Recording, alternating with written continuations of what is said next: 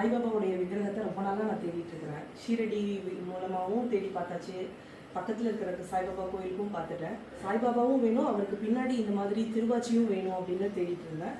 ஆன்லைனில் இந்த மாதிரி கிடைக்கிது, பட் ஒரு திருப்திகரமாக ஒரு ஃபினிஷ் கிடைக்கல. எனக்கு ரொம்ப வருத்தமாயிடுச்சு.